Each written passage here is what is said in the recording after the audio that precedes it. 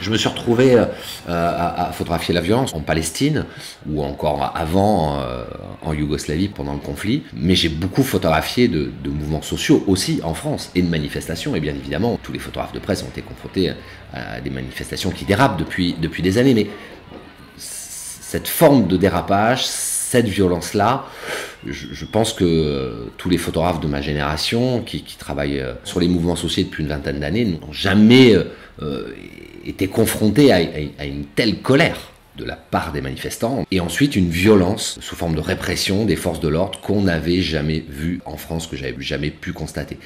Et cette violence-là, malheureusement, en termes d'image, très souvent, elle l'emporte. Elle l'emporte sur le propos premier parce qu'elle choque, parce qu'elle interpelle et parce qu'elle veut dire aussi quelque chose. Il se trouve que je vis à Toulouse, dans le centre de Toulouse.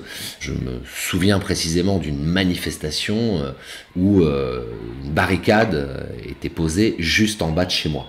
C'est-à-dire que moi, la barricade que j'allais photographier, le lendemain, je passais avec ma fille pour aller acheter du pain sur le même endroit.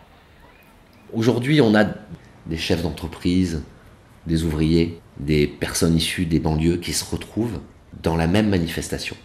Alors après, il y a beaucoup de jeunes en colère, bien évidemment. Enfin, parmi ce qu'on appelle aujourd'hui les Black Blocs, il y a beaucoup de jeunes qui sont, malgré ce qu'on peut croire, très souvent diplômés. Enfin, c'est assez étrange. Et on a quelques personnes aussi d'une quarantaine d'années, mais c'est une poche. C'est une.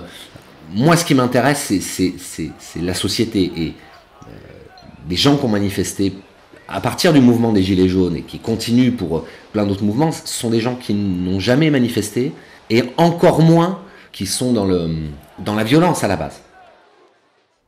Je bosse de manière extrêmement libre avec Libération, c'est-à-dire qu'il y a une totale confiance. On me dit, couvre la manifestation et documente ce que tu vas voir. Mais en tout cas, mon brief, moi, de départ, c'est d'être un témoin global de l'événement, de ce qui s'y passe, et de photographier au mieux et de rendre la réalité, en tout cas celle que je perçois. On est dans une défiance totale envers les médias. Chaque camp essaye de nous empêcher ou de montrer la scène ou de nous manipuler. Enfin, on est tiraillés entre tout. Puis en même temps, on se retrouve dans une difficulté de travailler par le nombre de caméras, d'appareils photo, de smartphones. Tout le monde essaye de filmer ce qui se passe. Quand aujourd'hui, à 2 mètres, 2 mètres 50 de l'interpellation, on est 25, 30 caméras, appareils photo en train de filmer la scène, je comprends le policier qui d'un coup va bousculer 3 photographes devant lui parce qu'il n'a plus aucune visibilité, qu'en même temps il est en train de prendre des projectiles, qu'on est en train d'obstruer ne serait-ce que sa vision en termes de sécurité, du périmètre de sécurité, et c'est extrêmement compliqué pour lui. Le surnombre, en tout cas, de faiseurs d'images sur une manifestation est extrêmement compliqué. Je photographie cette scène qui est étonnante.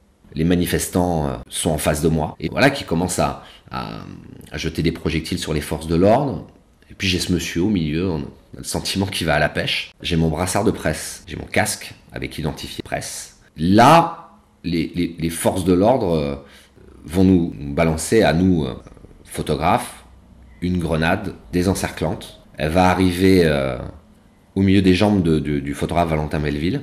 Il va avoir les 2 baskets brûlées et une blessure importante au fessier. Et j'ai une jeune fille d'une vingtaine d'années qui s'écroule à côté de moi. Voilà, elle prend le tir sur le front. En 4 minutes, j'ai porté mon copain photographe. Et 4 minutes après, en me retournant, je voyais une jeune fille blessée à côté de moi.